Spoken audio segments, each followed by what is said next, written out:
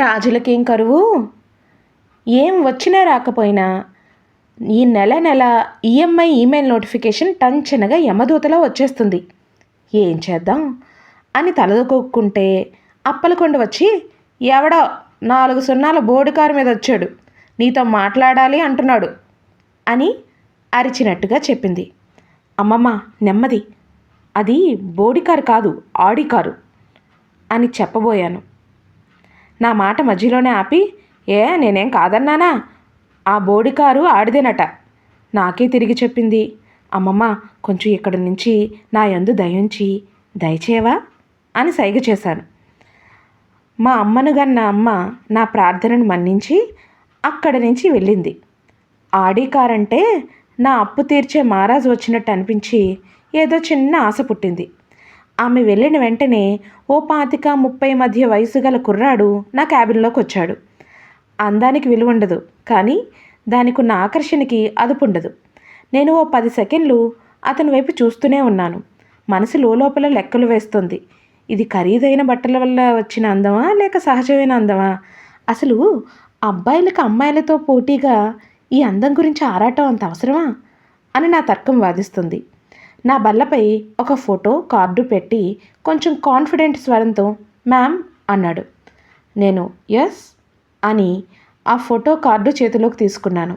Madam, మీరు ఆ అమ్మాయి పెళ్ళి ఆపాలి, హీరోలా అన్నాడు. మీరు ఆ అమ్మాయిని పెళ్లి చేసుకుంటారా అని ప్రశ్నించాను. తెలుగులో తిట్లకి పదాలు కరువచ్చినట్టు ఇంగ్లీష్లో షిట్ అన్నాడు.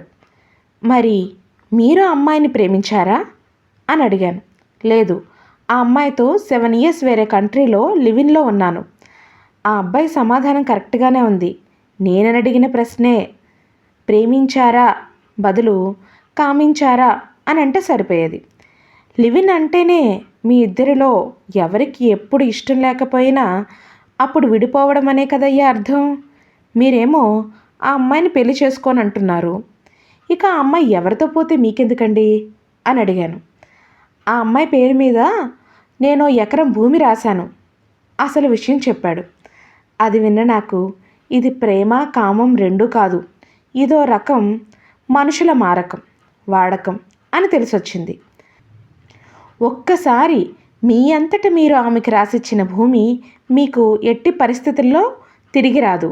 అలా కుదరదు. భూమి కావాలి, ఆ అమ్మాయి పెళ్ళాగిపోవాలి అని ఆర్డర్ వేశాడు. అదెంత భాగ్యం, అలానే చేద్దాం అని భరోసా ఇచ్చాను. మళ్ళీ నేనే, మీతో ఆమె 7 ఏళ్ళు ఉంది కదా, అబార్షన్లు అవి ఏమన్నా అయ్యాయా సూటిగా అడిగాను. 3 అయ్యాయి అని చెప్పి సిగ్గుపడ్డాడు. వెర్రి కాకపోతే కని పెంచలేనందుకు సిగ్గుపడాలి, కానీ అబార్షన్ చేయించినందుకు ఎందుకంత వంకర్లు తిరుగుతున్నాడు మనసులో అనుకున్నాను. మరి ఆ అమ్మాయిని ఎలా ఒప్పించారు ఆరా తీశాను. పంది కూడా కంటుంది 10 మంది పిల్లలని, ముందు కెరియర్ మీద కాన్సన్ట్రేట్ చేయమని లాజికల్గా చెప్పాను మేడం గర్వంగా అన్నాడు. ఆ మాత్రం దానికి ఆ అమ్మాయితో ఎందుకు రిలేషన్లో పెట్టుకున్నారు? మీరు పందితో ఉంటే సరిపోయేదిగా. అతని కళ్ళల్లోకి చూసి నవ్వుతూ అన్నాను. నా నవ్వు అతనికి కోపాన్ని తెప్పించిన నే వేసుకున్న నల్లకోటు దాన్ని బయటికి రాకుండా అణిచివేసింది. అందువల్ల అతనికి ఏమనాలో తెలియక వెంటనే గుడ్ జోక్ మ్యామ్ అని తెచ్చిపెట్టుకున్న నవ్వుతో అన్నాడు. ఇప్పటి వరకు నా కంటికి అందంగా కనిపించిన అబ్బాయి ఇప్పుడు కురీపిలా కనిపిస్తున్నాడు. గుణం లేని ఆకర్షణ నిలబడదు. ఆ అమ్మాయి వాళ్ళ కుటుంబం ఎలా పోతే మనకెందుకు, కేసు వేసేద్దాం. కానీ ఆ అమ్మాయి తిరిగి మీ మీద కేసు వేస్తే మీరు మెయింటెనెన్స్ చెల్లించాల్సి వస్తుంది, ఆలోచించుకోండి అని కళ్ళెగరేశాను. మాకు పెళ్ళి కాలేదు కదండి, దీర్ఘం తీశాడు. నేనేం తక్కువ తిన్నానా, మీకు పెళ్ళే కాలేదండి. నేను సవర్ణ దీర్ఘం తీశాను. అయితే మరెలా అని నా వైపు క్వశ్చన్ మార్క్ చూపొకటి చూశాడు. మీకోటి తెలుసా, స్వామిని అంటే దేవుని భార్య అని అర్థం.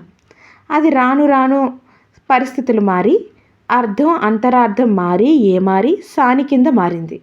వారాంగణలు రంగస్వామిని భోగపు స్వామిని ఇలా రకరకాల పేర్లు మారిన వారి దగ్గర వచ్చిన మగాళ్ళకి ఇప్పటి వరకు ఈ సమాజం ఏ పేర్లు పెట్టలేదు.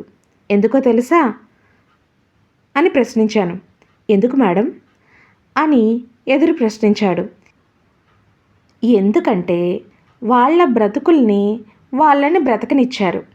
వాళ్ళకిచ్చినదేది తిరిగి అడగలేదు. వాళ్ళు మహారాజులయ్యా, అలాగే నువ్వు రాజువయ్యా, గొప్పగా ఊదరగొట్టాను. అంతే మేడం, అంతే అని 2 చేతులు జోబులో పెట్టుకొని బోడికారులో వెళ్ళిపోయాడు ఆ ఉత్తిమారాజు నా ఫీజు ఎగ్గొట్టి. మరిన్ని కబుర్లతో మళ్ళీ కలుద్దాం. మీ భాగి. షేర్ చేయండి, సబ్స్క్రైబ్ చేయండి, లైక్ చేయండి, కామెంట్ చేయండి. Thank you.